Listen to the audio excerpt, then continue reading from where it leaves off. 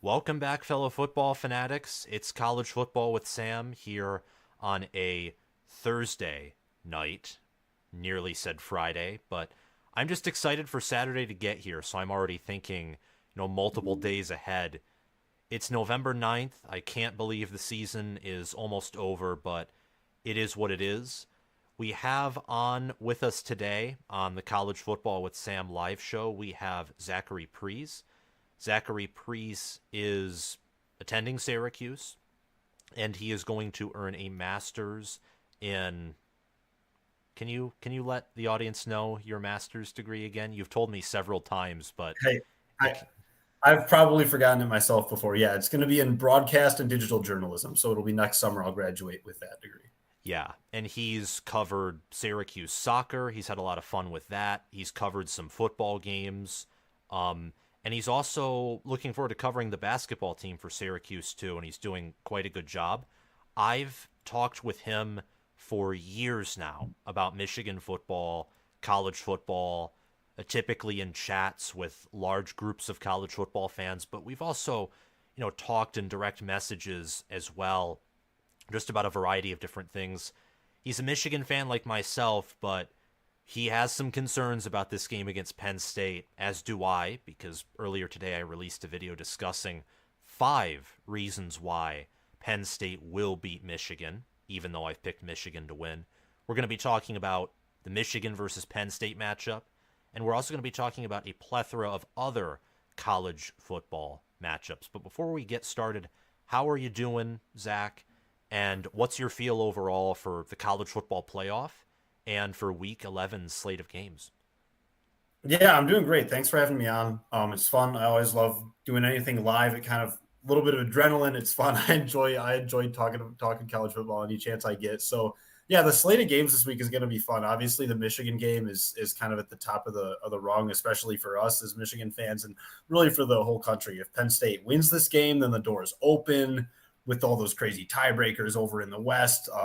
Penn State's then going to be rooting for Iowa really hard in Northwestern the rest of the way. If Michigan wins, then obviously it's coming down to the game in Ann Arbor in all likelihood. Got a couple other good games that I'm sure we'll get into later on. Utah, Washington should be fun. Ooh, Tennessee, Missouri. There's some other games. Well, Ole Miss, Georgia will be a good one for sure. But can't wait to get into those later in the show. awesome.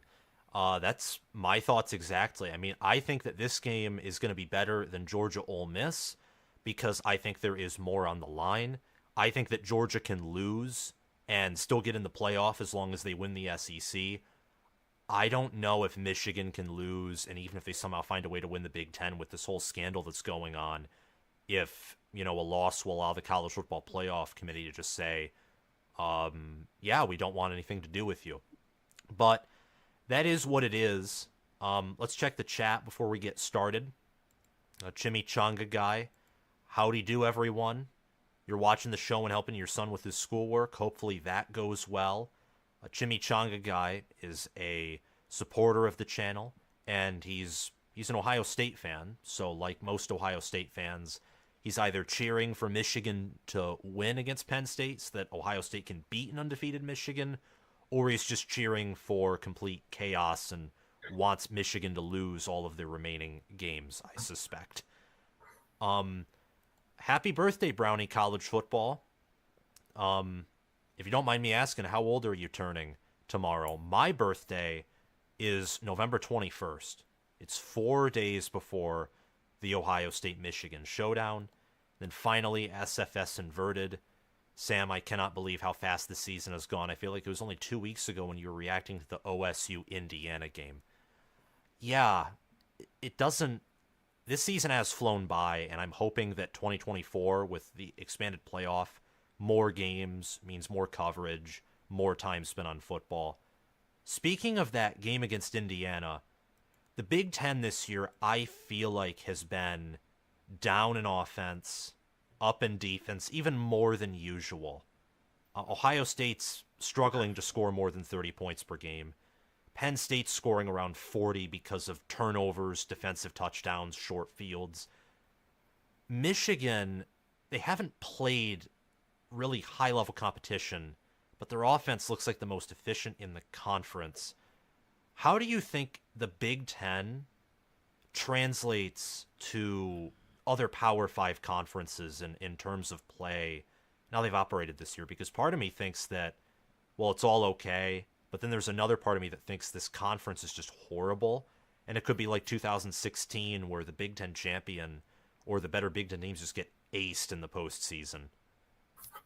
Yeah, I mean, that's an interesting take. I think I would confidently say the Big Ten matches up just fine with the Big 12 and with the ACC. The ACC, I think, is pretty horrible, frankly. And the Big 12, I don't think has the top line talent that the Big Ten has. I think Saturday's game between Michigan and Penn State is going to tell us a lot about this. If Penn State goes out and wins, then I think maybe you've got three great to elite teams in the Big Ten, with those, of course, being Penn State, Michigan, and Ohio State. If Penn State loses that game, especially in bad fashion, then I think you go, okay, it's the same deal like always. We got Ohio State and Michigan at the top, and then the rest of the conference is kind of a drop-off. Obviously, with Michigan State being kind of abysmal this year, they're usually a half-decent team, if not even a good team. The Big Ten, the Big Ten West is its own monster that not a singular team in that division is averaging 25 points a game. So that's a little bit of its own deal. But I think the Big Ten, Michigan and Ohio State, I think match up fine with the rest of the country. Other than that, I guess we'll learn about Penn State this weekend. But other than that, the Big Ten is pretty weak, to be honest. Yeah, I think the tier goes Michigan 1A, Ohio State 1B, Penn State. They can get into tier 1, I think, if they win here. I think until further notice, they're tier 2.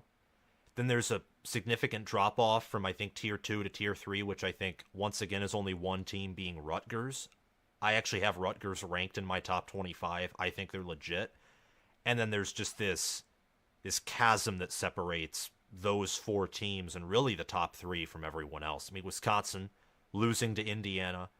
Iowa, I have no clue why they're ranked. It's like the college football playoff committee looks and says, oh, 7 wins, 2 losses, you're in. And they don't care about anything else.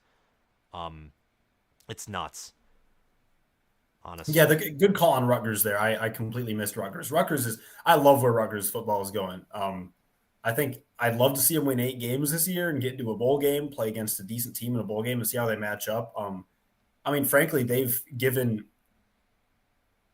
Michigan probably our biggest fight of the year, I would say, and they've given Ohio State one of their bigger fights of the year. I mean, if you exclude Notre Dame and Penn State, that's the toughest game Ohio State's had to deal with. Yeah.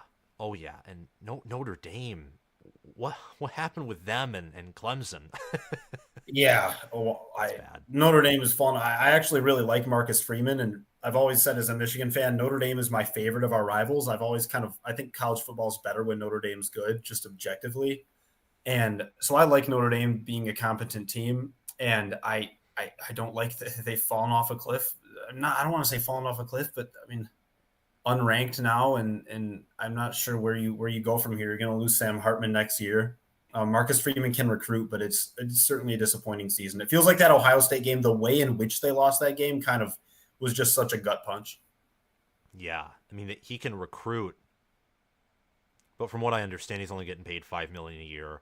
Notre Dame didn't want to hire a high-level OC because it costs too much. So I don't know what position they're in. It sort of feels like they're in a position where, Michigan was, or you could say almost still has been with their athletic department, where they're not SEC level, or Ohio State, or even Michigan State with Mel Tucker level committed, where they just want to throw money everywhere and try their hardest.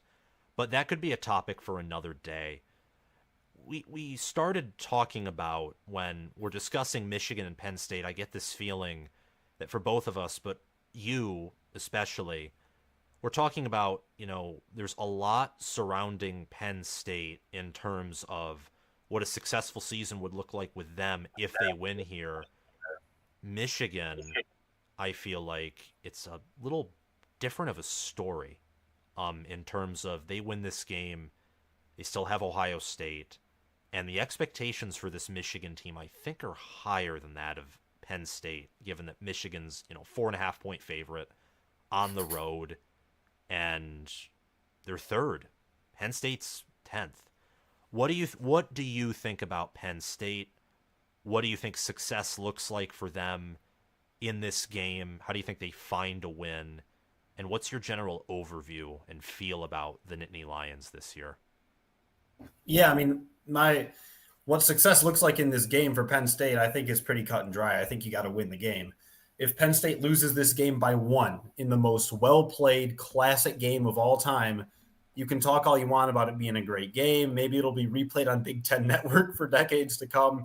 But at the end of the day, James Franklin needs to beat one of these top two teams in the Big Ten. And Penn State fans are getting tired slowly but surely of living off a win from 2016. And so I think success looks like winning this game. And I think you've got to win it cut and dry. Covering the spread, I don't think helps you at all. Saying, oh, we played a great defensive game, I don't think really helps you at all. Now, just about Penn State in general, I think they've got a great run defense, an amazing run defense. I know we talked about this a little bit. You share your thoughts on that. I think their run defense is really good. They're giving up about 60 yards a game on the ground. They held Maryland to, was it negative 50 or negative 30 rushing yards? Of course, that's including sacks as Negative well. 50.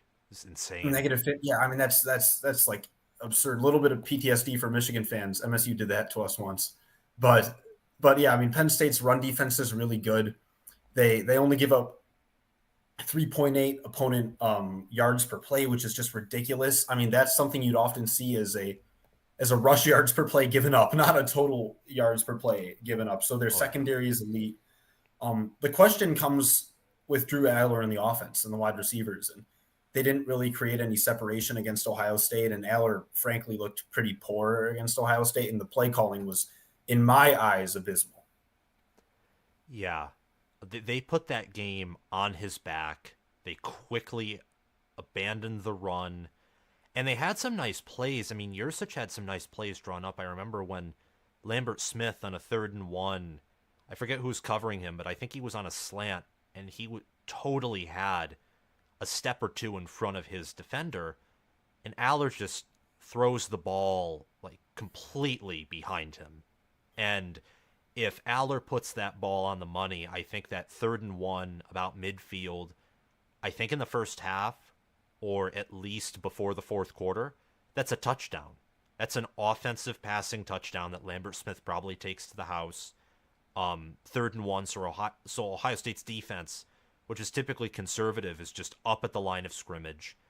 And it was just missed opportunity after missed opportunity. I know people talked about, the fumble return for a touchdown, but you can't rely on a defensive touchdown to win. You can't do that. If you're relying on your defense or your kicker to score points to win you games, you're not playing offense right at all. And chat, let us know what you think about Penn State and also what you think about this game, because we're going to be answering your questions and what you have to say throughout this video. I think Penn State's a great team, a near elite team. I think their defense might be the best in the country.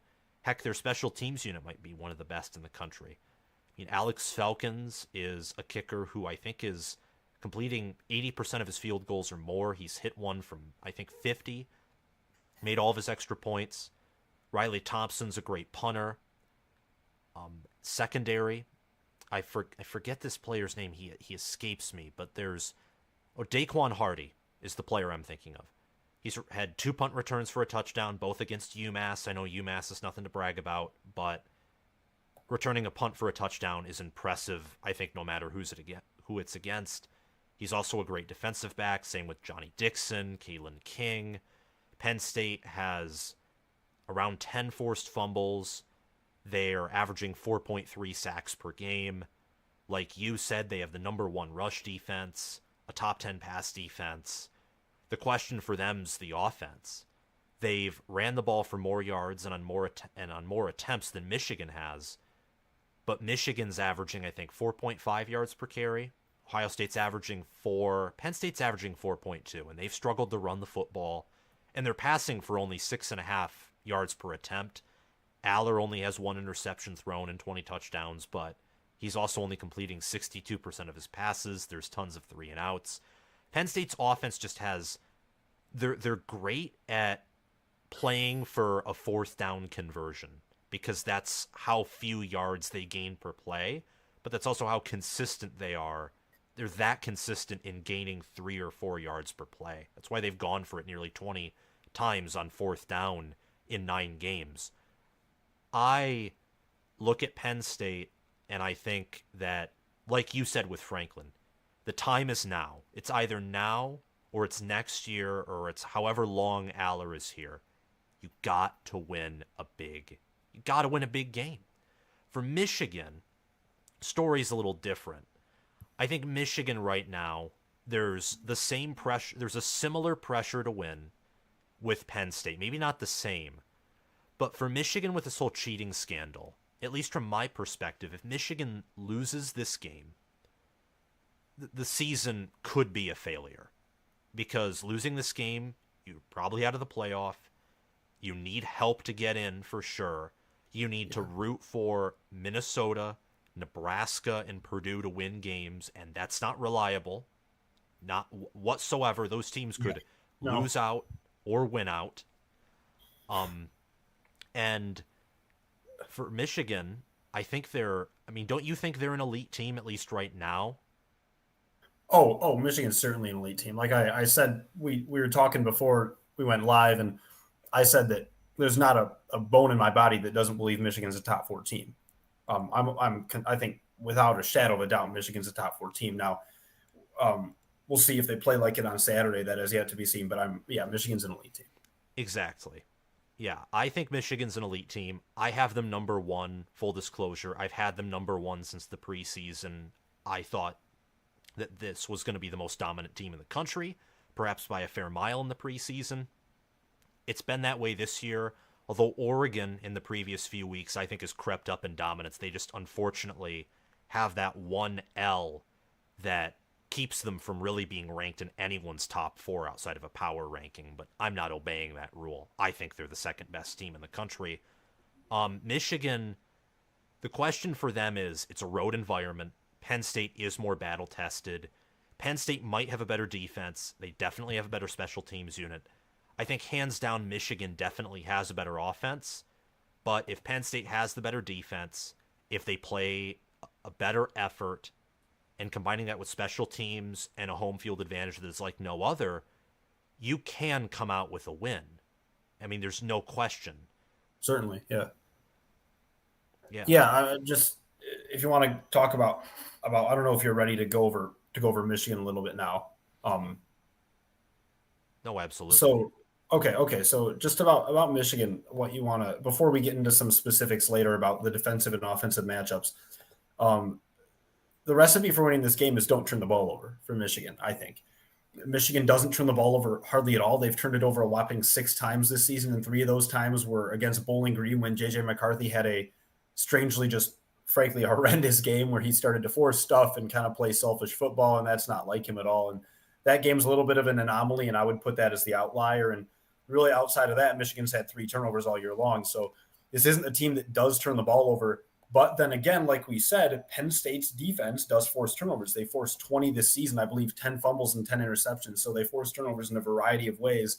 And Michigan, you're going to have to take care of the football. JJ McCarthy, in my eyes, has matured a lot from last year up until this year. Last year, he was a good quarterback, and he helped Michigan in a lot of ways. He was certainly a plus, but he had a lot of immaturity as well. I mean, you'd see him run around in the backfield kind of out of control, doing Caleb Williams-esque stuff, but not as successfully as Caleb Williams does it. And it would result in large sacks or danger. I mean, he made one of the most ill-advised throws I've ever seen in my life last year against Penn State. I don't know. Oh, yes. And Blake Corum caught it. Yes. Yes. And he completed it, but that could have been a pick six going the other way very well.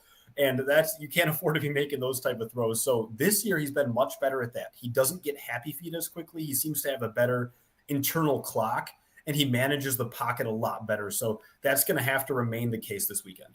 Yes, I'm glad you mentioned the pocket, because last year, this is something I like about Aller, that even though I think last year's McCarthy is better than this year's Aller, but maybe that's because last year's McCarthy had a much better supporting cast than this year's Aller.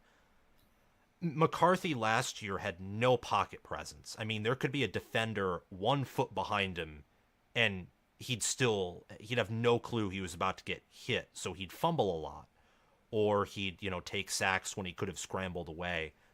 Something that I like about Aller is he isn't as mobile as McCarthy, but he's pretty mobile. He's more powerful. Like he can put his head down and truck for yards.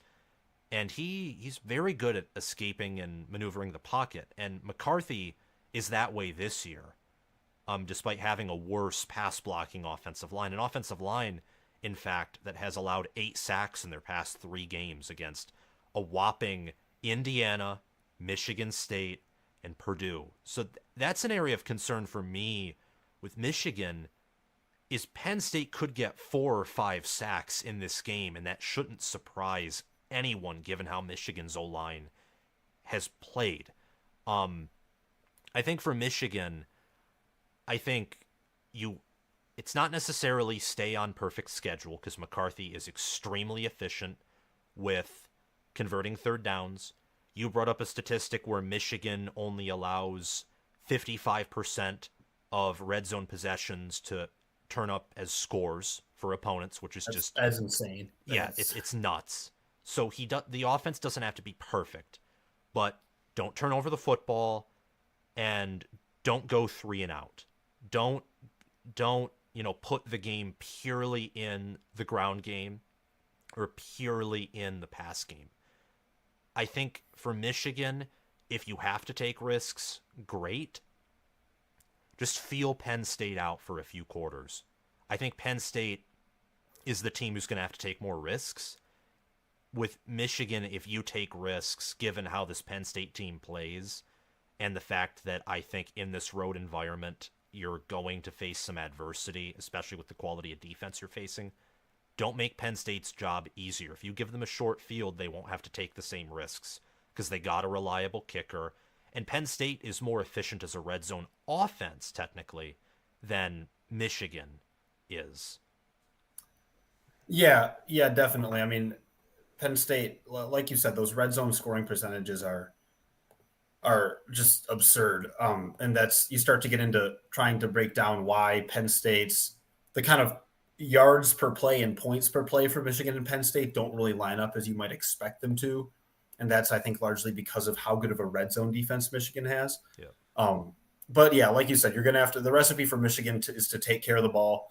I think Michigan can play relatively safe football this game, but we'll see. Maybe Michigan is going to be forced to take some risks. What you said about Penn State taking some risks, Penn State needs to take risks, and I hope they do, but I'm not sure that, I mean, I said the same thing the Ohio State game, and then they came out and they didn't take a shot downfield all game long. And I don't know about you, I was left at the end of that Ohio State game feeling like there was something left on the table by Penn State. Like they didn't leave it all out there. It felt like they sort of went down with a whimper and not with a roar. They could have taken some shots and, hey, if you turn the ball over, you turn the ball over. But at least give Drew Aller, one of the best arm talents in college football, a chance to push the ball downfield and maybe make a play. Absolutely. And with how Ohio State's I mean you watch Ohio State's offense and Michigan's offense, I would have been hard pressed to say this as confidently as I can now in the preseason. Michigan has a much better offense. I mean, against at least in terms of consistency and not going 3 and out or failing to drive and being as bipolar as Ohio State's is. If you throw downfield and you turn it over with Penn State's defense, you could just be flipping the field and they could just punt it right back to you because you have that type of defense that can get after the quarterback and stuff the run. And yeah, they did leave. That's a good point. They did leave a lot on the table, and it felt like the moment was too big for them. Almost. They came out, they played a horrid game. And I guess this is where we can start off, talking about Penn State's offense versus Michigan's defense, because I feel like it was Penn State's offense that left the most to be desired. Oh, for sure. What if Penn State, pardon me. Go ahead.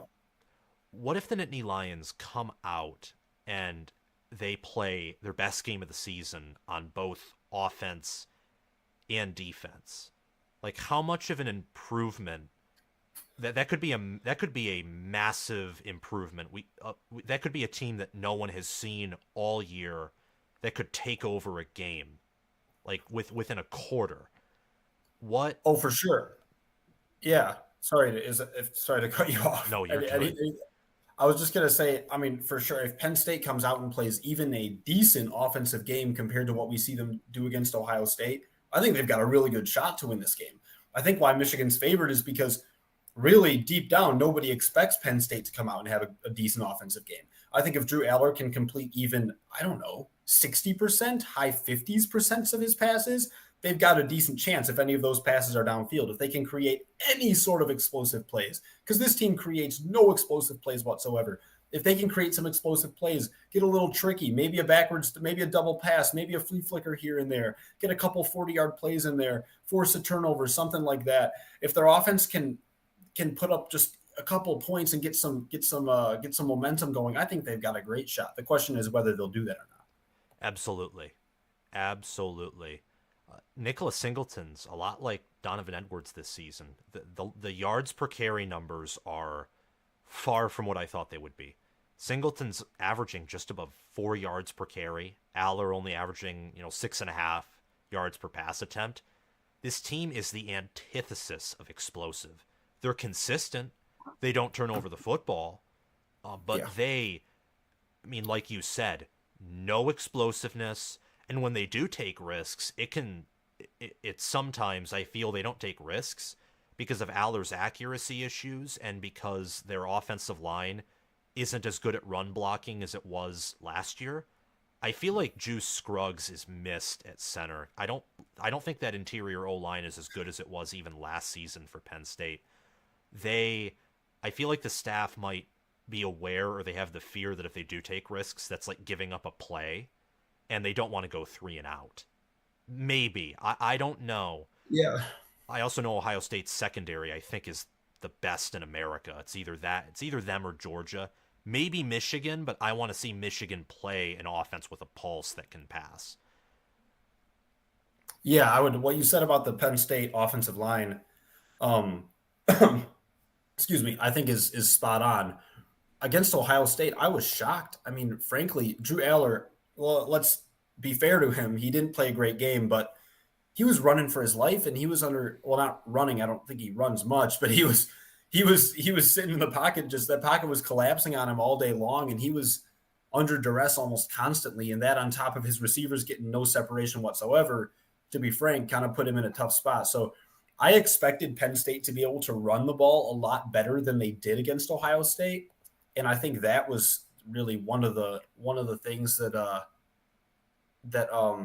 left me kind of wanting the most. Like, okay, where like there was more to be had. Like the Penn State really couldn't run the ball effectively at all, and I thought they'd be able to. Absolutely. Singleton broke off 2 runs, and Ohio State all game just put 4 men forward. And they got pressure with 4 men.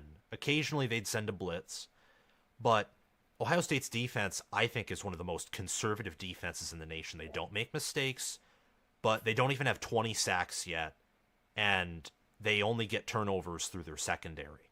I mean, they're an extremely conservative defense that just doesn't want to give up touchdowns. They haven't given up a rushing touchdown in 4 games in a row. They're that good, but the cost of that is they give up yards in between the 20s.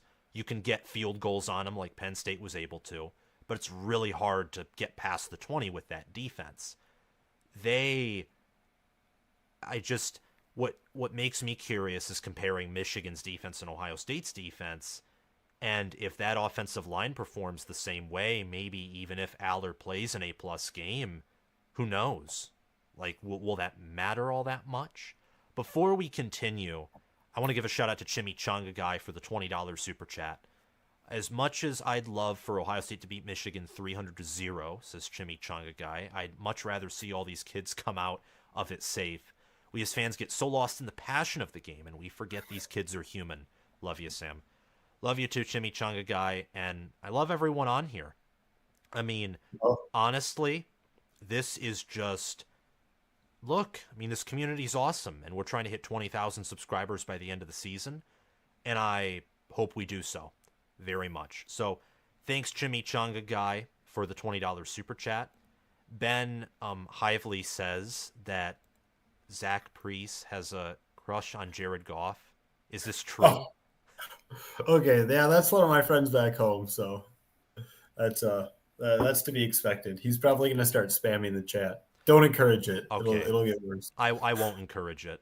Um, let me see more of the chat, and then we can get some more of your thoughts on. Well, I think we've covered Penn State's offense and Michigan. Well, we can cover Michigan's defense. We've mainly talked about Penn State's offense so far. Yeah, Marcus Aurelius Maximus, like I said before, Penn State this year is very similar to Michigan 2021. I partially get that, but I think 2021 Iowa is a better comparison. I think 2021 Michigan had a better run game, had a very In fact, Cade McNamara averaged more yards per pass attempt than Aller does this year. I mean that there shows the lack of explosiveness from Penn State's offense. Penn State reminds me of 2021 Iowa, but I think that is also a good comparison in the sense of the talent that Penn State has. Especially when it comes to pass rush. Michigan in 2021 had great pass rushers in Hutchinson and Ajabo. If Chop Robinson is healthy, which it seems like he is, Robinson and Isaac, that's a deadly pass rush duo. And then add in Abdul Carter, All-American caliber linebacker. The more I think about it, that's a good comparison. Thank you very much for bringing that up, Marcus Aurelius Maximus. I appreciate that. I love my 2021 Iowa comparison, but that's just me. Laith Musa says if Michigan can get pressure on Aller, he's going to fold. I think Zachary and I agree on that 100%. Louisville's also playing Virginia right now. Just wanted to shout that out there. But yeah, we'll get to more of your statements in the chat. But what do you think about Michigan's defense? We talked a lot about Michigan's what they're going to face rather with Penn State's offense. But what about Michigan's defense? yeah. Michigan's defense has been obviously really good this year. I mean, they're giving up 3 yards a carry, spot on. I think Michigan's defensive line has been really good. Michigan at times this year has struggled getting after the passer. That's more of just I'm going to be honest. I'm saying that off feel. Allow me to pull up the statistics. Maybe I'm going to get humbled here, but feels like Michigan has struggled getting after the passer a little bit sometimes this year, but they have stuffed holes really well. Obviously, that secondary is really good. Mikey Sainristil, Will Johnson is an absolute beast. He's going to be coming back next year as well. The kid's only a sophomore, and he'd be an NFL draft pick right this moment. So they've got a lot of talent in that secondary. Obviously, Braden McGregor off the edge is basically an Aiden Hutchinson build. He's not necessarily the talent level, at least yet, of Aiden Hutchinson, but he's that same 6'6", massive wingspan build, bats down a lot of passes, really athletic on the end. Inside, of course, Mason Graham. He's got that club off his hand now, so maybe a little bit more mobile. Can scoop up a few more fumbles with or without the club. He's a great hole stuffer. What have you seen so far this year from Michigan's defense? Chris Jenkins, along with Graham on the interior, that's overpowered. And then Jalen Harrell has been a breakout player at defensive end, already 3.5 sacks. What I like about Michigan's defense, you mentioned struggling getting after the passer, and part of me would agree with you, but then there's another part of me where I think it's a lot like Ohio State's defense, where Michigan they're just conservative. I mean, they don't give up big plays either. They have through the secondary, at times, one-on-one, when they are occasionally aggressive, or I love Mikey Sainristil still, whether it's against Deion Burks, Daniel Jackson, or Christian Dremel. I can name 3 plays off the top of my head where he just got cooked. And I think that's because he's an aggressive player. He carries a lot on the defense. So I think there are moments where, it's just too much. But those are only 3 plays. And he's had 2 pick sixes. He's had a fumble recovery for a touchdown. He's had a sack or few. I think he might lead the secondary in terms of tackles. So he's doing everything. And when you do everything, there's going to be more mistakes that you make just because you're doing more. It's like, the more a kicker is going to kick, the more collective misses he's going to have. I really love this defense, and I think this defense is, from what I can tell, it's the best, or it's the best, or at least a top 3 defense in the country. I think Michigan, Ohio State, and Penn State right now have the 3 best defenses in college football. I think Michigan's 1. I think Ohio State's 2. I think that Penn State is 3. And I think that, Michigan's offense is also near elite or elite, but I think the defense is really the most consistent part of this team. They haven't given up a first and goal all season. They haven't given up really more than 10 points in a game outside of the Minnesota game when it comes to terms of garbage time. The garbage time touchdown versus Purdue, garbage time versus Nebraska. That would have been a shutout if not for Josh Fleek's long run against Michigan's third stringers. Michigan with Will Johnson, Rod Moore, the secondary's healthy. In the beginning of the season, it was a little banged up. And that's really it in terms of Michigan's defense. They also only allow 6.7 points per game. Yeah, that's pretty good. Yeah, number one by a mile. The next highest scoring defense is Ohio State, who allows 10, I think 10.9, somewhere in the tens with the decimal place points per game. It's nuts. Yeah, another thing really quick about Michigan's defense in this matchup with Penn State needs to convert third downs, and that's third downs often get highlighted, but third down often goes back to first down and obviously second down as well. But first down, you talked about how important it is for Penn State to stay on schedule. And obviously what that means is just getting 4 yards or more on first down and putting yourself in a position where you can get another couple chunk plays and pick up that first, and you're not facing second and long. So Penn State on the season, their third down conversion percentage is 40%. And that's not great. That's going to have to go up. Michigan gives up 29% third down conversion percentage. So Penn State needs to be successful, whether that's running the ball, whether it's you run some jet sweeps, whether it's some checkdowns on first down. However, you can pick up 4 or 5 yards on first down and get, especially against that defensive front of Michigan, get yourself in a position where you can pick up 3 yards on second down and still be okay and not face those third and longs. Because a comparison that we talked about off air was this game having the potential for Penn State to turn into an Iowa Penn State game, but the other way around. And what happened in that Iowa Penn State game was Iowa has a great defense, but Penn State wore them out because all Iowa did all game long was go 3 and out. And when you go 3 and out all game long, your defense wears down. You're on the field constantly. You're facing more drives. And although your points per play might be great, you're still going to give up more points total. Yes. And if Penn State's offense can't get out of second and long, this game has the potential for Penn State's defense to just live on the field all game long. And eventually there's going to be a chink in the armor and something, there's going to be a leak and Michigan's going to bust a long run. Absolutely. I mean, you look at Minnesota, Iowa this season. Minnesota eventually forced so many 3 and outs, and then they ran it, and Iowa couldn't stop the run because they were exhausted. And then on one of those run plays, Kaliakmanis is just sneaking out with the naked hand, as Deion Sanders would say about Peyton Manning, and there's Daniel Jackson just wide open for a 30-yard gain. You can't shut down an offense forever if your own offense is inept and constantly punting. You can't do it. And 40% third down's horrible.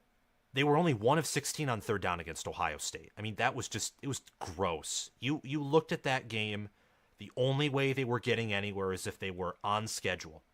Like you said, if they were converting on first down or on second down, they couldn't do anything. And typically Penn State's a good fourth down team, but I think they went 1 of 3 on fourth down, or maybe even 1 of 4 on fourth down against Ohio State.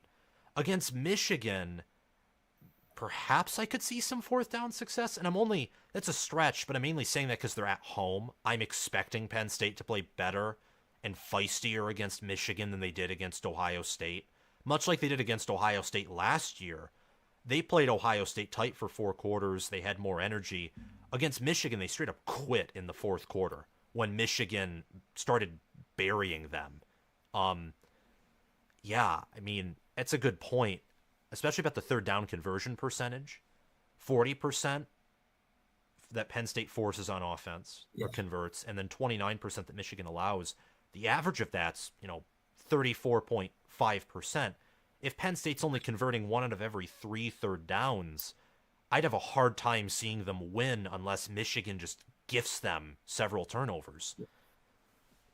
Yeah, I like what you said about comparing this to last year, and for a couple reasons. Like, not only was that Ohio State game last year at home, it was the second game of the season, and big game of the season. And the same on Saturday. So Penn State last year played Michigan in Ann Arbor, close at the half. It shouldn't have really been close. They end up getting ran out of the building. Then they welcome Ohio State to Happy Valley. They play really close with them. Honestly, that game should have been a lot closer than the scoreboard suggested at the end because Tui, I'm not going to pronounce his last name. Tuimoloau. Okay, Tuimoloau. There you go. You saved me right there. That was not going to be good. So he took over that game in the fourth quarter, and that game actually was a really close ball game. This year, they go into Columbus. They don't get embarrassed, but frankly, it looked like Ohio State was most certainly the better team. And then the second game of the year, that second big game where maybe you've learned some lessons from that first game, you realize if you're the Penn State coaching staff, okay, maybe we do need to be a little bit more aggressive. Maybe we've made some adjustments. Now you've got Chop Robinson back as well, it sounds like, and maybe you're a little bit more good to go, a better, more well-oiled offensive machine. Absolutely. That's a beautiful point about, how the staff learns, because I think Penn State's staff is a good staff. I have questions about Franklin as, a game managing head coach in these big moments, but he's still a great head coach. He just hasn't hit that, top 10, top 5 level, at least in my mind.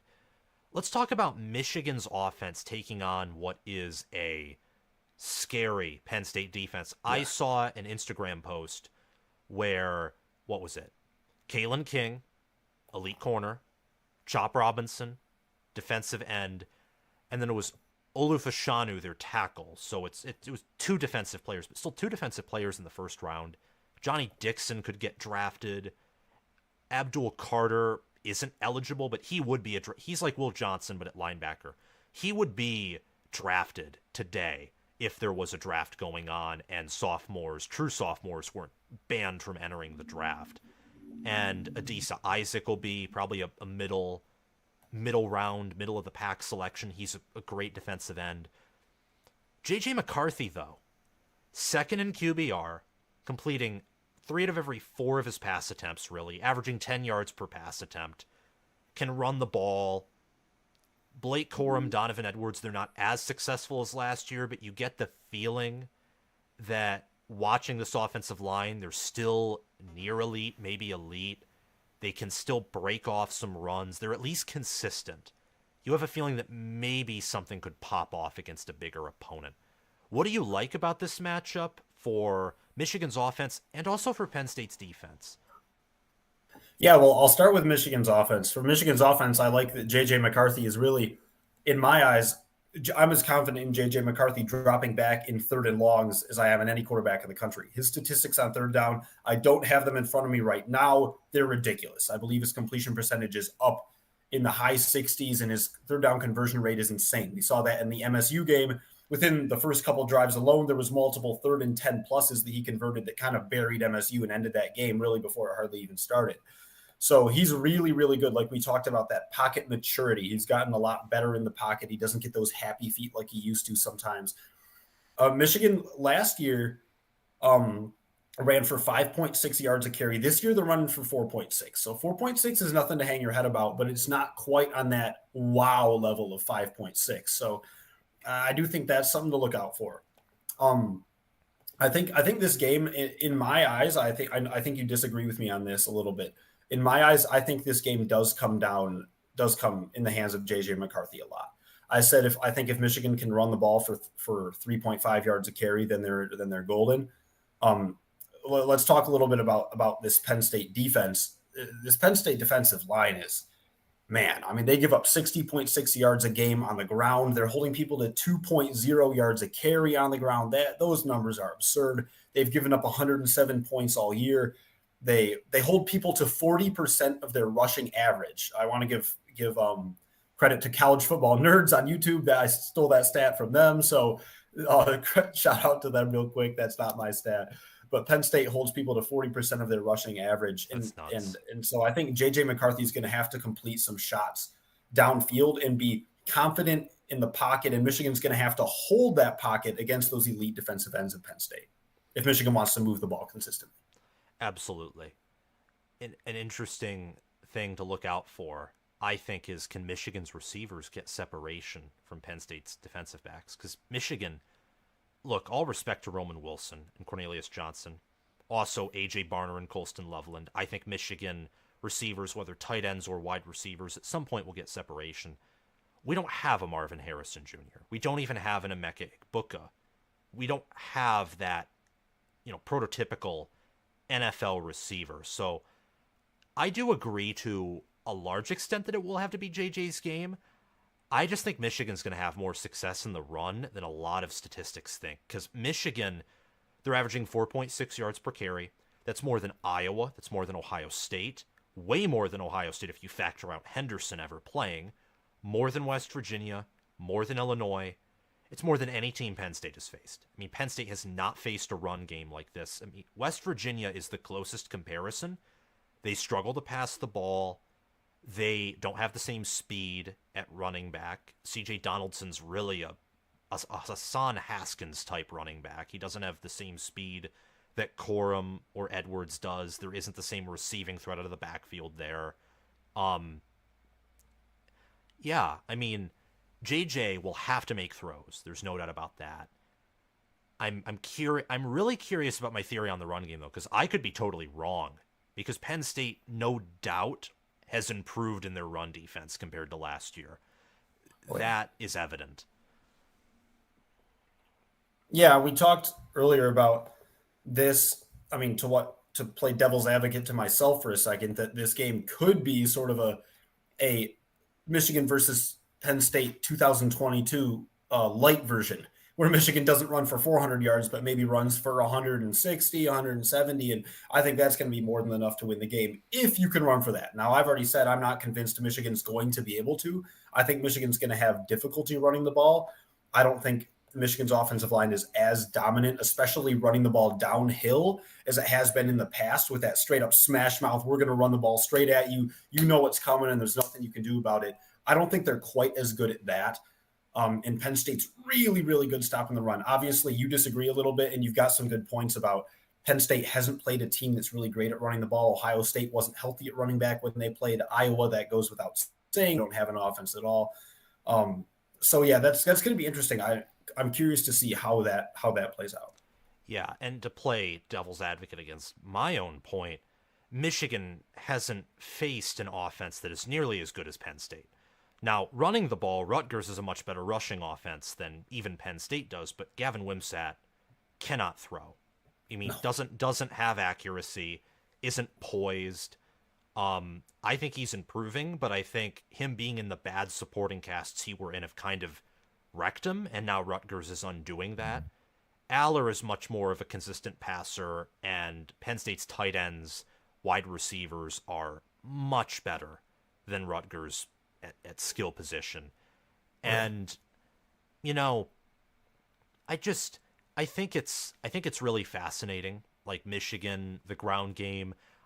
And I think if JJ McCarthy can make those throws and he can get some shots, and if he can complete a lot of passes, Michigan, I think, will be able to pass to open up the run, or they'll be able to run to open up the pass. And I think if you're Penn State, I think the number one key is totally taking away Michigan's ground game, because I think if you take away the ground game and McCarthy is still,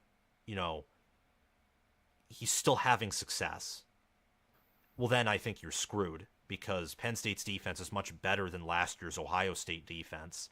And that's what got Ohio State in trouble. Is they shut down the ground game, and then they tried to make Michigan go pass heavy, and newsflash, Michigan could pass on them.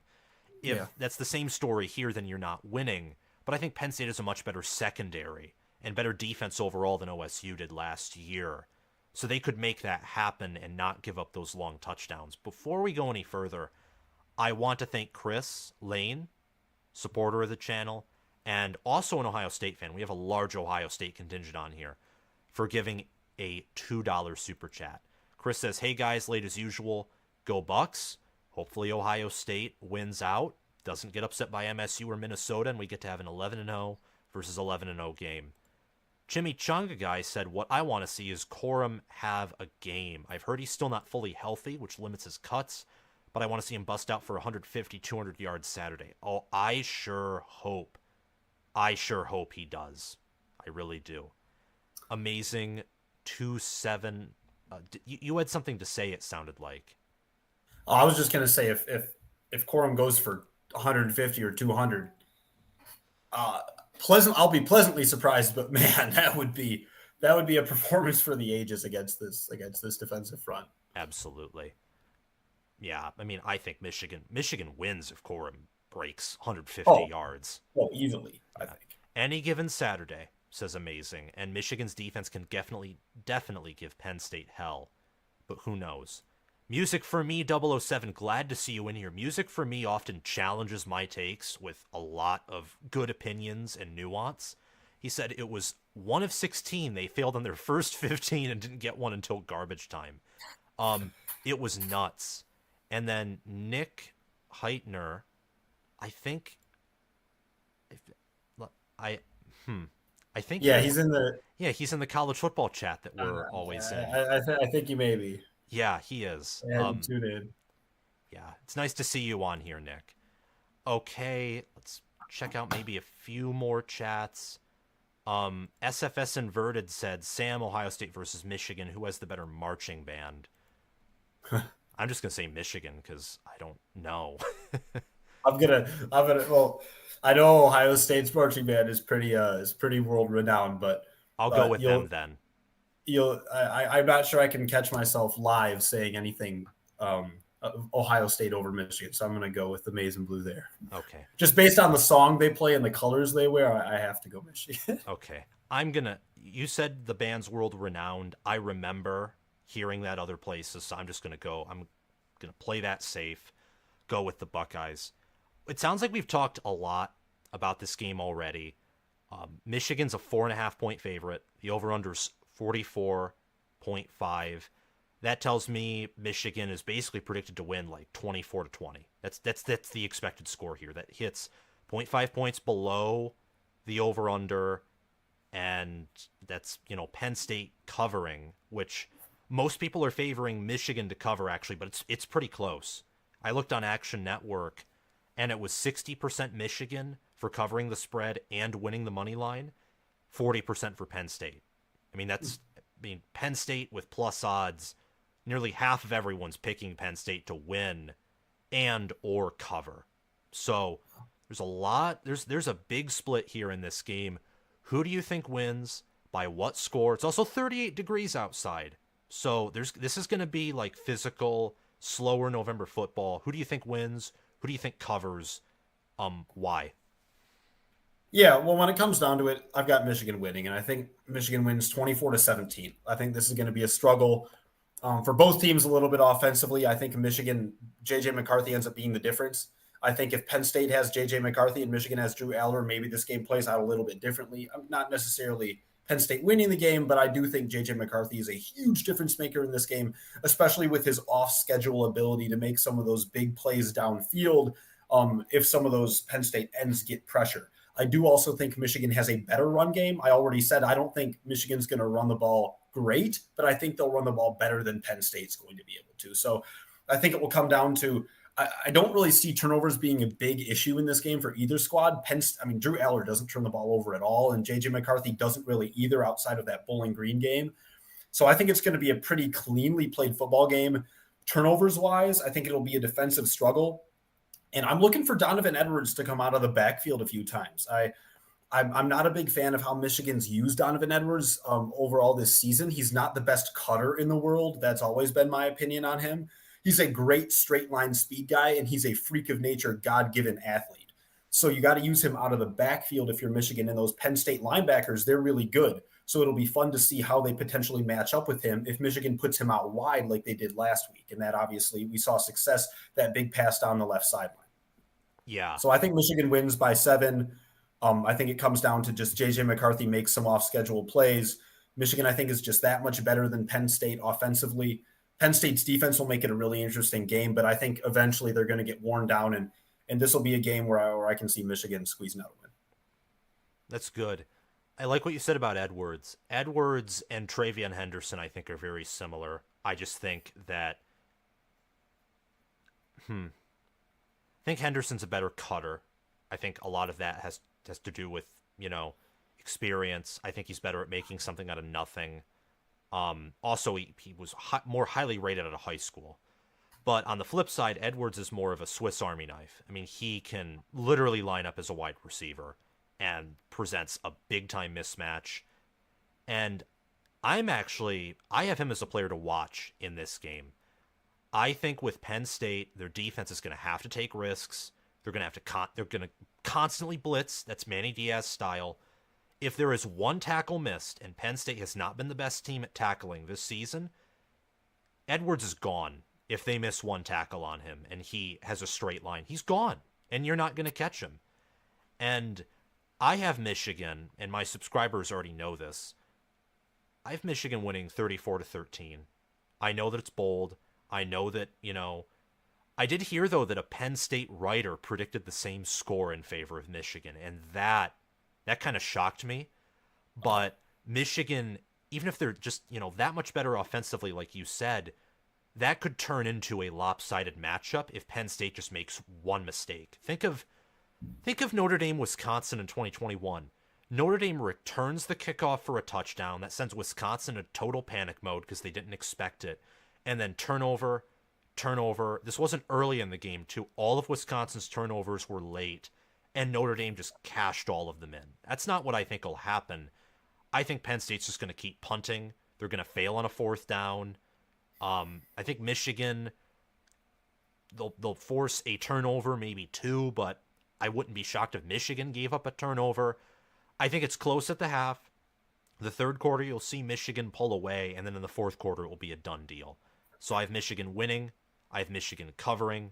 This is a tough matchup, though, and there's ways for Penn State to win. There's a variety of them, and I think it starts with completely shutting down the run and seeing what McCarthy can do, take risks offensively, and try and make special teams plays. I mean, Michigan muffing the punt against Purdue, also, running into Jake Thaw while returning. Michigan hasn't had to punt a whole lot this season. They haven't had to rely on their kicker. Michigan could have special teams jitters and just leave a ton of empty points on the field if you force them into field goals or you force them to punt a lot. They might have some fatigue there because they have not had to use their special teams unit. You think we've covered this game pretty thoroughly? Any thoughts you want to add before we move on? I guess two really quick final things. If you're Penn State, you got to leave it all out there. This is your season. So I don't want to see any more not taking shots downfield out of Penn State. If you take shots downfield and you throw 3 picks and you lose because of it, so be it. You're going to lose if you don't take shots downfield anyways. Penn State is not going to win this game playing conservative football. So you're going to have to take some shots. So let Drew Eller leave it out there. If he throws a couple picks, oh well, okay? Be aggressive if you're Penn State. Throw some trick plays in there. I want this to be an interesting game. I want the play calling to be a lot more juiced up than it was against Ohio State. That, and then, man, if you enjoy physical trench football, like you said, 38 degrees, I mean, 2 elite defensive lines. Michigan's offensive line is really good. I think Penn State's offensive line is maybe not quite as good, but they're really good as well. There's going to be a war in the trenches. So if you like physical football, this is going to be fun. Yeah. Oh, I'm just getting excited thinking about it. Few questions, and then we'll move on to talking about some of these other games just very briefly. Crash 2488. Sam, I'm curious, hypothetically, if Michigan football was disbanded, who would you root for in the Big Ten instead? Well, I can't go full college football with Sam mode and say, I can't say Ohio State. Ohio State, I'm like the one weird Michigan fan who actually likes them, but a lot of that's due to the game, like as the rivalry. Without the game being there, I'd probably dislike Ohio State more than I do right now. Sorry. But I'd still respect them. I like Ryan Day as a person. A large part of the reason why I'm a Michigan fan who likes Ohio State, though, is because of the rivalry. Ohio State's still a rival. I'm still a Michigan fan. Nebraska, Minnesota, Penn State. Oh, Rutgers, too. And then from those 4, I would really narrow it down to, I'd say, Nebraska and Rutgers. Penn State would probably be my go-to just because I like seeing a blue blood program succeed. Probably would be Penn State, Nebraska, and Rutgers, but with James Franklin there, it'd be so hard for me to cheer for a team who could never get over the hump. I mean, I wanted Harbaugh gone after 2020. I wanted him fired. And the only thing that changed my mind was when we beat Ohio State, and I'm thinking, oh, we can do this. So Yeah, those would just be a short list of teams. Chris Lane says he likes Michigan 33-19. I think Buckeye fans should want Michigan to win, even though our fans love seeing them lose. SFS Inverted said, if Penn State wins, don't worry, Michigan fans will say we gave them their signs. Oh, who cares? I mean, my thing was when people said, well, if Michigan State and Ohio State did this, you'd be up in arms. And other Michigan fans, yeah, because a lot of them are insane. My point would be just beat them. Like, who cares? Yeah. Beat them. Like, run down their throats. I mean, I don't know. Maybe I'm wrong there, but that's just my thoughts. Yeah. Well, we're at a point now. We're at a point now where, and we talked about. Well, I don't want to get into this. We talked about our thoughts on the whole thing. At this point in the season, the Michigan sign stealing thing has been out for 3 weeks. Penn State's had time to switch their signs up. So so far as a competitive advantage, in my eyes is just about off the board. Yeah, the competitive advantage for Michigan has diminishing returns every week that Stallions isn't there with his play sheet, which is why, in my worldview, if Michigan goes 15-0, then this season's totally legitimate. The season's legitimate otherwise, but depending on how they do this year, I think that helps determine how fake their success was over the past 2 years or not. I want to move on to some of these ranked matchups. We'll do these very quickly and then maybe do some of the Big Ten ones in just a little more detail. Alabama, number 8, 8-1, 6-0 in the SEC. They're traveling to 6-3, 3-3 Kentucky. They're only an 11-point favorite, and over 90% of all bets is just straight up on Alabama to win. And yet, 11-point spread is kind of implying that Kentucky is more than a 5 or 2 or 3% chance to win, is what that 11-point spread implies. What do you think about that game? I think Alabama. I don't know if they run away because it's an away game, but I'm very confident they win this game. I wouldn't be shocked, and I'll go on tape saying this, if Alabama makes the college football playoff. If they win out, listen, they're getting better and better every week. Earlier in the season, I would have laughed at you if you said that. But watching them, they've gotten, ever since that Texas game, or really ever since that University of South Florida game where that was an all-time low for Alabama football, really. They've gotten better consistently. And Jalen Milroe, he doesn't have the best arm. Well, he has a good arm. He doesn't have the best accuracy, but man, can he run the ball. He's like a slow, physical Lamar Jackson. And Nick Saban, I feel like this is a team he can be really proud of because he's sort of squeezing every bit of juice he possibly can out of a team that's not necessarily as talented as some of his teams in the past. So I've got Bama, and I've got him winning out, facing Georgia in the SEC championship game, and then who knows? Absolutely. I think Alabama wins, but I think Kentucky covers.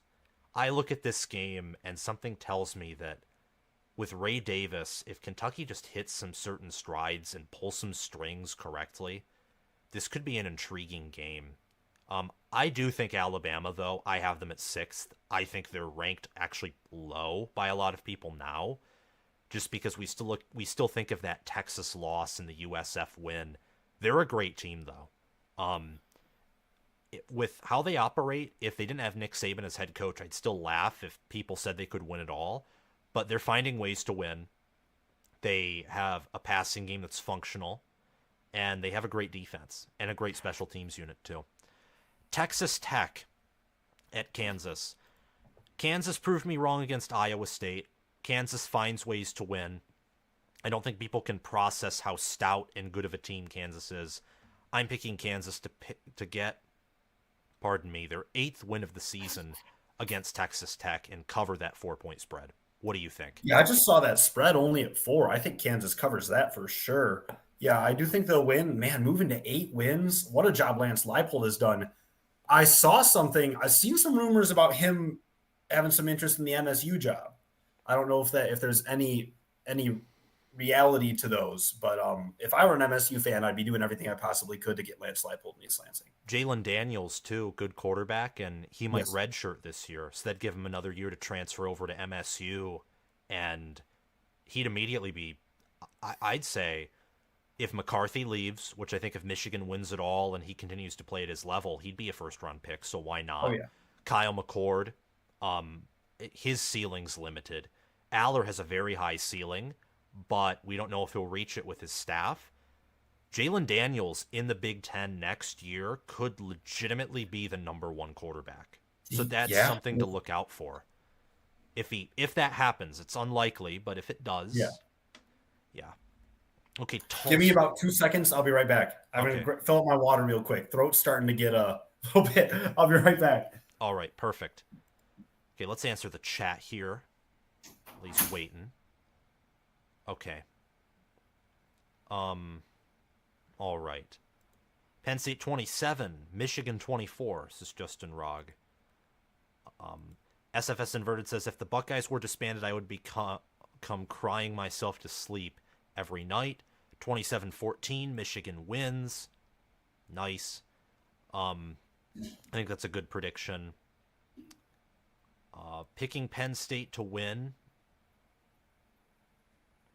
Think about it more. I'd probably go with Rutgers. Love a good underdog. Rutgers, I mean, seriously. Rutgers is a good underdog, and their future is good. But, okay. I don't know if this is laced with sarcasm or if it's serious. Marcus Aurelius Maximus, Michigan 48, Penn State 13. I hope that happens. I'm not going to predict it, though. If that happens and Michigan isn't one in the college football playoff rankings, then I don't know what to tell you. It is what it is, though. Okay, Tulsa at Tulane. This is probably just like a one-word response type of deal since it's more group of five. Tulane, though, they struggled to beat East Carolina. They only won 13-10 over a one-win East Carolina team. They're favored by 23.5. They're 23rd in the college football playoff. Do they win? Or can Tulsa find a way to keep this competitive? Yeah, my one word is going to be blowout. I think Tulane comes out with a vengeance after that close game against East Carolina, where East Carolina actually went up 10-0 in that game. They had them on the ropes, and then they came back, they rallied, they won that game, and I think they're going to prove a point against Tulsa. Good prediction. 21 Arizona, 6-3, 4-2 in the Pac-12, taking on 4-5, 1-5 Colorado on the road. Colorado, I get the sense that they're falling apart. I don't know why they moved to Pat Shurmur as play caller. That was just gross. I have no idea. Shedeur Sanders, I think he's a top 15 QB, but he doesn't have an offensive line. He doesn't have a run game, and he kind of reminds me of like 2021 Caleb Williams, or maybe like this year's Caleb Williams at times, where he tries to play hero ball and it just doesn't work. And they don't have a defense. Arizona is one of the hottest teams in the country right now. They started out 3-3, and they're 6-3 right now. They're one of the best 3-loss teams in the country. In fact, I think they're better than Notre Dame for sure, who's also a 3-loss team. What do you think here?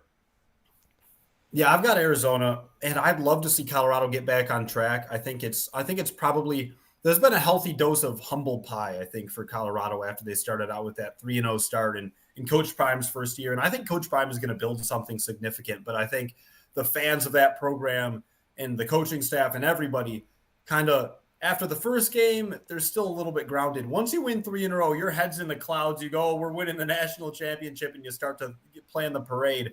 But let's pump the brakes a little bit. Rome wasn't built in a day. It's going to take a couple of years for a team that was really the worst team in FBS football last year to be a good team. So I'd love to see Colorado pick up this win. I do think Arizona wins it. And, man, how about Arizona? I mean, close losses to Washington and USC. Not only are they 6-3, they've got some of the best losses in the country. Absolutely. But they have 2 losses in the Pac-12. 9-3 Arizona could get a handsome bowl spot. It kind of scares me that the spread's only Arizona minus 10.5, because I think Arizona's a lot better than that, even though on the road. But I'm picking them to win and cover. I mean, Noah Fifita is a better quarterback than Shedeur Sanders, and that's rare because Sanders is a top 15 QB. Noah Fifita's better right now. And they have a run game. They have Jacob Coing at wide receiver. I'm picking Arizona. Baylor at Kansas State. Kansas State's 21-point favorite. I completely agree with that.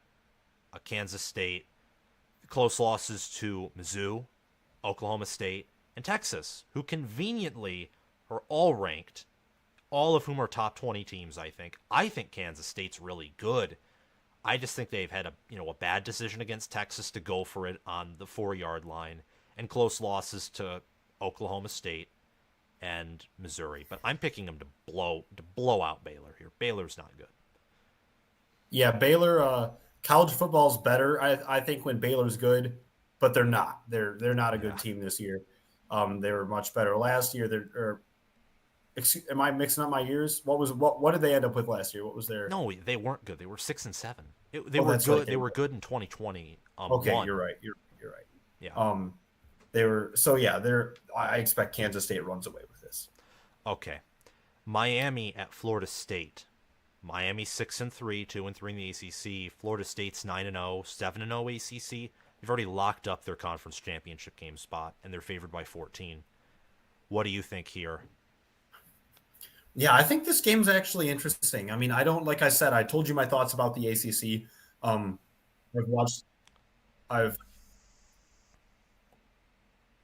Sorry, is there some sort of? No. Okay, there we go. I don't know. Were you getting that audio? I think I was. An ESPN ad just started blasting over my screen. Oh. So there we go. You guys got a quick ad. We'll see if I can get some revenue from that. But yeah, in all seriousness, though, I think here, I lost my spot. Let me pull it up. Let me pull up a new ESPN tab without an ad, and we'll see if we can get back on track. Give me 1 second here. All right, where were we at? We were talking, okay, Florida State. Yeah, I'm not very impressed with the ACC this year. I've watched a little bit of ACC football being here at Syracuse. I think Florida State wins this game, but I think it could be interesting. I think Miami, a little bit of a rivalry game here, so I think that can factor in as well. It is in Tallahassee, so that's going to matter. I think if this game was at Miami, I think the spread could be actually pretty close. I do think Florida State wins, but I'm not impressed with Florida State, to be honest. Yeah, I have Florida State outside of my top 4. I think if they get into the playoff, they might get smoked. I also have said in several videos, though, I think they're playing bored. I think they have a lot more potential than what they show. And Miami's a rival. I think either this is a close game that goes either way, or it's a Florida State blowout. And by blowout, I mean like 4 or 5 touchdown win. They just annihilate Miami. Or it's a tight game that comes down to the end. I'm going to go with the blowout because I can't trust Miami, at least for tonight. I am going on with someone tomorrow morning to preview this game. My prediction might be different after I do some more research. But just from what I know about these teams, Miami has some close losses, but I think Florida State has a level of dominance to them that has yet to be unleashed. This is the perfect game to do it, to go undefeated in ACC play. Utah-Washington. This is a very intriguing game. Washington favored by 9.5 points. I don't think that Utah has an offense, but also Washington struggled on defense. I am picking Washington to win. I'm picking Washington to cover. I had this as a Utah win in the preseason, but Utah's without Cameron Rising. They're banged up. And I think with that ranked spot next to Utah, Washington isn't going to overlook them, and I don't think Utah has the offensive firepower that we projected them to have in the preseason. Washington, meanwhile, is top 4, top 5, top 6 team, whatever you want to name it. I think they win. Yeah, I'd agree. I think Washington wins. I think this game being at Washington instead of in Utah is a huge difference. Those are some of the greatest environments in college football. I mean, man, those are bucket list environments for me. Insane home field advantages. So I think that helps Washington out a lot. Obviously, no Cam Rising, and it's been like that all season long. They've actually been better than I assumed they would be. Utah has been without their captain at quarterback. And first of all, just what a disappointment not having him play. I love Cam Rising. What a fun football player to watch. But yeah, I've got Washington winning this game. I think the Utah defense keeps it relatively close, but I think Washington wins by 2 scores. Yeah, I think that's fair. People in the chat, some are talking about how Colorado was an interesting story, but I wasn't too sad when things came crashing down. It says Crash 2488. Yeah, I mean, It's just this year, if you really think about it, there hasn't been too many like insane upsets. There hasn't. There's been some earlier in the season, but like as of recent, there hasn't been that, chaos feeling in the Yeah. traditional sense. Yeah, I guess North Carolina had a couple tough losses that could go as big upsets. Yes. Um, Virginia beating North Carolina was certainly a big one, but North Carolina, although they're good, they weren't really in that top notch. It's just that Virginia was awful, so that was a shock. I remember hearing that someone said they thought that North Carolina could still win it all. And I thought to myself, I'm like, you lose to Virginia. I don't care if you win out. You suck. And then what did they do? They lost to Georgia Tech, Yeah. and they gave up 52 points. It's just gross. 3:30 p.m. CBS. Number 13 Tennessee travels to number 14 Missouri. Tennessee is favored by 2. I hate that. I think Missouri's going to win. I think Tennessee is like the most overrated team in the country, and I think Missouri's underrated. Tennessee's a Yeah, I don't know fraud. why. Oh, sorry. Go ahead. Tennessee's a fraud. Missouri's legit. That's just my thoughts. I don't know why Tennessee's favored by 2. I don't think Joe Milton has been very good this year. And by the way, I root for Joe Milton. I actually have a Joe Milton hoodie, which should have worn, that I bought after the Minnesota game in 2020. And I jumped the gun a little bit on that one, safe to say. But I like Joe Milton. I root for him, but he hasn't been great this year. Neither is Tennessee. They've been all right, not amazing. I think this game being in Missouri helps them out. Missouri, I think, is a really good team. They played toe to toe. Really, if you watch that game with Georgia, they had the ball down 3 at the 50-yard line before one of Georgia's defensive linemen, I forget who it was, I don't know who it was, intercepted that tipped ball, or intercepted, and that wasn't tipped, that little kind of slip screen they tried to run. Yes. Missouri tried to run. And that sort of sealed the game. Missouri was in a position with about 8-9 minutes left in the game where they could have won that game. So I think Missouri's a really good team, and I think they win on Saturday. Agreed. Oklahoma State at Central Florida. Oklahoma State 7-2. They're ranked 15th. They're tied for first with Texas in the Big 12. UCF is better, I think, than their 4-5 record indicates. But Oklahoma State's favored by 2.5. What do you like here and why? Well, I've got a little bit of a personal vendetta against picking Oklahoma State games because being one of my good friends, we've been picking 6 games a week for the last. We did it last season. We've been doing it this year as well, and it was kind of a running joke between us that I could never pick an Oklahoma State game right. Every time I picked an Oklahoma State game, it was wrong, and I swore I'd never pick another one again until I picked Bedlam last week, and I went Oklahoma. So obviously, I got that wrong as well. So if you're gonna bet on this game, folks, make the opposite pick of what I'm about to just say. I'm gonna go with Oklahoma State here. So put your house on UCF. I'm just gonna ignore that and also put Oklahoma State.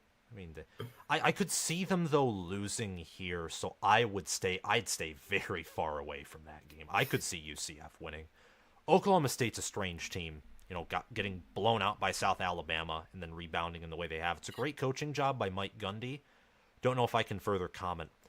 Rutgers at number 22, Iowa, and Iowa is a 1-point home favorite. I don't know if I've ever seen anything similar to that outside of, I think Penn State was briefly favored in 2021 over Michigan by maybe a point, or maybe it was Michigan as a 1-point favorite on the road.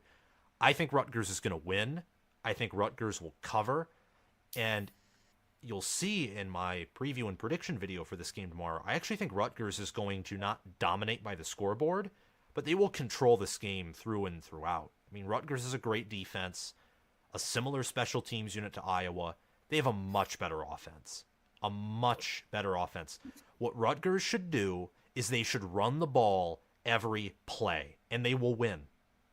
I think Iowa could go into goal line, and Rutgers has a good enough defense, a good enough run game, and Iowa's offense is inept enough to where Rutgers could literally run every play and win. Maybe I'm wrong on that, but I look at this game and I'm thinking Rutgers is much better. They actually have a pulse, and they're going bowling. I mean, the only thing you have left to fight for is going top 25, and I don't think Iowa's a top 25 team. I don't even think they're close to a top 25 team, in fact. Yeah, correct me if I'm wrong here. I think Rutgers is one of maybe four teams to have never been ranked in the college football playoff rankings. I could be whiffing on that. I thought I saw that a couple days ago, but yeah, I think Rutgers wins this game. I think they win by like three, which beating Iowa by three is basically a blowout because it takes Iowa's offense about 8 quarters to score another 3 points. So if you're up three, you've got a comfortable lead. But this game, entertainment value, not necessarily very high. If you like 1800s football, though, you might be a big fan of it. Yeah, exactly. The over under in that game, by the way, is 28.5. That's an all time low. I'm Isn't v- that isn't that a new record from last yes, week with yes. Northwestern? I was just out here making history. Yeah, part of me though is very tempted to take the over there because I think if Rutgers can run the football, they might break open. They could break that defense, and I think that Iowa will find a way, like they always do, to score 10 points. So you got 10 points there. Rutgers would only need like 20 to hit that over, and I think Rutgers could very well do that against an inept offense like that. But we'll have to see. Stanford at Oregon State. Oregon State wins, but their defense is suspect. I think Stanford covers. Yeah, I think Oregon State wins. What's the line on this one? 20 and a half in 20 and a favor half. of Yeah, Oregon State. I think Stanford will cover. I like Oregon State. I've been rooting for DJU to do well. I think they're a good team. I think they could. Man, I wish they hadn't lost some of those games earlier in the year because I think they're actually a really good team. I do think they win pretty handily, but I think 21 and a half is a lot. Number 9 Ole Miss taking on number 2 Georgia. Georgia a 10.5 point favorite. Yeah, this one's a fun one. I think this is very similar to Georgia Missouri last week. Although if I'm being honest, I think Georgia's going to win by about 14 here. I don't think it's going to be quite as close as last week's game was. I'd love to see this be a 4 quarter game. We'll see if it is. Ole Miss is going to have to put up some points because I don't think Ole Miss has the defense to stop this Bulldog offense. I think Ole Miss's defense, frankly, is going to be physically outmatched, and we're going to see how many points Jackson Dart and company can put up. Amen. Absolutely. I think Georgia wins. I think Ole Miss covers. I think Georgia will be tested. I wouldn't be shocked if Ole Miss wins, but I'm picking Georgia to win because it's at home. Ole Miss might be coming off a little bit of a hangover over a close win over A&M. West Virginia traveling to Oklahoma. Oklahoma's a 13-point favorite, but they're on a 2-game losing streak. West Virginia, I think, is more physical than Oklahoma. Oklahoma was annoying earlier in the year, especially when they beat Texas, and I predicted Texas was going to win. Oklahoma has been pure finesse the whole year. They're anti-TOP, they're no huddle, throw it all around, weird plays, clutch yet anti-clutch defense. For this one, I don't know. I mean, I think the Big 12 is just chaotic outside of, Texas. But I see Texas TCU on my screen, and that could be an interesting game. So what do you think about West Virginia and Oklahoma? Yeah, I think this is kind of a make or break game for Oklahoma. If you lose this, it's like, okay, there went another season completely down the drain, and that's loss number 3 in a row, and the fan base is going to be up in arms, and you're probably unranked after that loss as well, in all likelihood. I do think Oklahoma wins this game. I think this is a huge turning point. If you're Oklahoma and you win out the rest of your Big 12 schedule, who knows? Maybe you still sneak in to the Big 12 championship game. Unlikely, but what if you somehow do? Even if you don't, you've got a chance for an 11-win season, including a bowl game. An 11-win season is on the card still, so there's still a lot to play for. I think Oklahoma wins this game. Okay. I do too. As much as I would love to see West Virginia just annihilate Oklahoma, I think Oklahoma wins. I do think West Virginia, the spread's 13 instinctively, and these picks are subject to change on my Patreon, where if you want to support the channel, you can subscribe either as an all-conference, all-American, or Heisman member. If you're an all-American or Heisman member, I release picks on spreads, money lines, over-unders. I don't bet on them, nor do I encourage betting. I just like to see if I'm right or not, if I can read Vegas or not, if I can predict games accurately. I release picks early Saturday morning on a plethora of games. So if you want some extra content and also to support the channel, you you can check out my Patreon page via the link in the description of this live video. Michigan State at number 1, Ohio State. My prediction for this game is a 45-10 victory for the Buckeyes. I think they cover the 31.5-point spread. I think Michigan State comes out inspired. This might be a close game at half, and Ohio State fans might be up in arms. I think in the second half, Ohio State's defense is a lot like Michigan's defense last year. Second half, they're up. Alabama overall, I think, more so fits that definition of being the best second half team. At least in terms of adjustments, in terms of like total performance, who knows? Adjustments, Ohio State and Alabama are great in the second half. What do you think here? No one's really talking about this game, I've noticed. I think this is like the first game in a while where people say, I don't care how, gross Ohio State's offense can look. This is an auto win. What do you think here? Is there like a chance for just something weird to happen?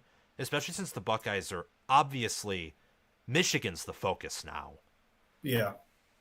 I think, to be honest, I don't really think there's any shot Michigan State wins this game. I do think 31.5 is a lot to favor a team by who's been struggling to score. So I don't know about Ohio State winning by 31.5.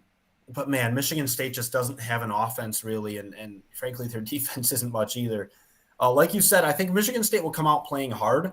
I think this is probably going to be the most inspired MSU team we've seen in a while, as Harlan Barnett picked up his first win last week, and they were pumped up. I mean, honestly, I'm impressed with the mojo that MSU team has kept throughout a really tough year in every way. And I feel really bad for those student athletes, by the way.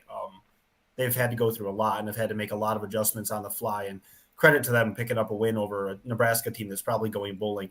I don't think they can do it in Columbus. It's a little different than beating Nebraska at home. We'll see. I kind of agree with you. It could be close at half, but I think Ohio State pulls away and wins by 20 plus. Agreed. Texas at TCU. This is a game last year where TCU's defense, for whatever reason, like that was their best game of the season. They only allowed 10 points to Texas, and 7 of those came off of a fumble return from Texas's defense. This is a revenge game for Texas, but they're playing with Malik Murphy, not Quinn Ewers, and TCU played on a Thursday last week, so they've had extra rest and extra practices they can dedicate here.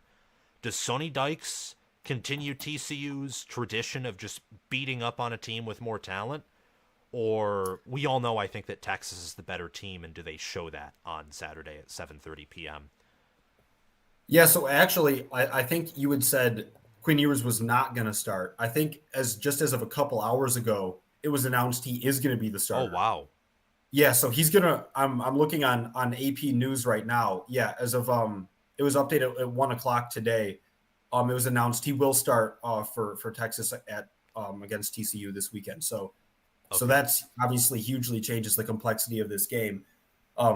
Because of that, now that can go both ways. Maybe he's a little bit rusty. Maybe he's still feeling that injury a little bit. It can be a little bit rough your first week coming back. But I think Texas wins this game. They've still got a lot to play for. If they win out, I like their chances making the college football playoff. Depending on what happens with Florida State, if they get a loss, or if Oregon wins the Pac-12, or if Washington wins, that would be big as well. But I think Texas still has a college football playoff spot to play for, and I expect they'll win. I'm not going to have a comment on this game. Part of me, nope, Texas. It's the emotions that want me to pick TCU, because I just love to see chaos. I also picked in the preseason TCU to win, but I think Texas is about the same or better than I expected them to be. TCU's a whole lot worse. At 7:30 p.m. as well, we have Florida at LSU, and then Duke at barely ranked North Carolina. I think Duke will beat UNC, and I think LSU will beat Florida. What are your thoughts? I think I agree with you on Duke UNC. Like we talked about earlier, UNC does not have a defense to speak of. They can't guard a traffic cone. LSU is a two-man team. They've got Malik Neighbors and they've got Jaden Daniels. Both of those guys are really good. The rest of the roster doesn't keep up quite as much. They've got 3 losses, but but I do think they'll beat Florida. I don't think, although Graham Mertz has been quite good this year, and I'm really happy for him. Heis Mertz, as Florida fans like to call him, has been pretty impressive. But I've got LSU winning that game. Yeah, I do too. Florida is puffed up by one good performance against Tennessee. They're a bad football team. And then last but not least, USC traveling to Oregon. Yeah, I'm not sure I've been more excited for a half unranked matchup, if you want to word it that way, if you get what I mean. But as this one, I mean, USC, they've got obviously the defense. We know the story. Although new coordinator coming in, they're going to have a different defensive play caller this week, so it'll be really interesting to see how that will affect things. I have a feeling their defense still isn't going to be great. We'll see how much better it can get, though. I think that offense, well, I know that offense is elite, and man, we could be in for a shootout. We talked about this off air. The question in my eyes, Oregon winning. Does Oregon win 42-35 in a classic USC game? And everyone goes, okay, yeah, that's how you would expect. Or do they go out there and win 45-21 and really cement themselves? In my eyes, that type of win would put them in the top four for me. Absolutely. I've had USC unranked even before they lost to Washington. I thought 7-2 USC was the worst 7-2 team. I have Oregon at number 2. I'm actually going to make a video on this and try and release it tonight as like a shorter content. I have Oregon winning, and I have them winning pretty handily. If you're an Oregon fan watching this, I think it's, you and Michigan are heading for what would be a clash of titans in terms of efficiency in the national title. That's my national title projection. This game will look like Oregon versus Cal, except USC will score a few points and it'll be more competitive. But Oregon, if they reach 60 or 50, I would not be shocked. I mean, I'd kind of be surprised if they didn't reach 49, 56 points. I mean, against a defense that, as I said in a video, is literally poop on a stick and nothing better. Okay. Thank you for coming on and for giving us all these different previews. I want to check the chat just one more time before we get off. I was going to buy a t-shirt from Sam for my roommate, but she wants the Purple Northwestern shirt. You get her the Purple Northwestern shirt. But you said no, you want her in scarlet and gray. You're going to order the purple shirt tonight. Well, thank you for, ordering from the merchandise store. That's also in the link in my description. There's a link for a merchandise store where I'm wearing the shirt right now. Just, in white, not in any school colors, but all the Big Ten schools next year will have to update it for USC, UCLA, Oregon, and Washington. Maybe we can even change up the designs just a little bit. Who knows? But yeah, thank you very much, guys, for the support. Thank you, Zachary, for coming on. It's nice to have someone who's, trained in broadcasting and journalism, and I hope that your journey in college goes well.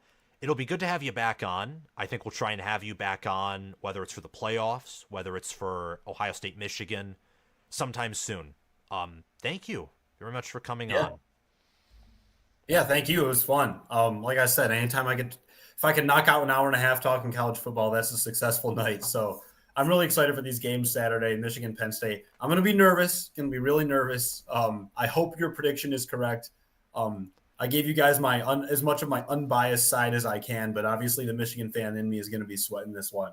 So yeah, that was fun. I appreciate coming on. Look forward to coming back in the future. Awesome. Lastly, Chimichanga, guys, this great stream tonight. Sam, let's have a great Saturday of football. Amen. And then there was another commenter named Sam, of all names, who talked about Quinn Ewers starting earlier in the chat, and also said that this is the best Louisville Cardinal team since 2006. That team was really good. I think they went 11-1, 12-1 with a bowl game win. Louisville, if chaos occurs and they win out and beat Florida State, and they can, by the way, Jawar Jordan nearly has 1,000 rushing yards, so they're a physical team. They could sneak into that playoff and be like, last year's TCU. That'd be kind of fascinating. Yeah, I mean they control their own destiny in the ACC. So if they beat Florida State, that'll be a top four win, and they're up 14-0 right now at half over That's good. Virginia. They're not pulling to North Carolina. No That's worries. good. Yeah, that's very good. All right. Well, thank you all very much for coming on. See you next Thursday live. Before I forget, though, I'm going live this Saturday for Michigan Penn State at noon. So be there. We broke 20,000 viewers live for Ohio State Penn State. So let's try and get more than that for this live reaction. Have a phenomenal night, guys, and I'll see you all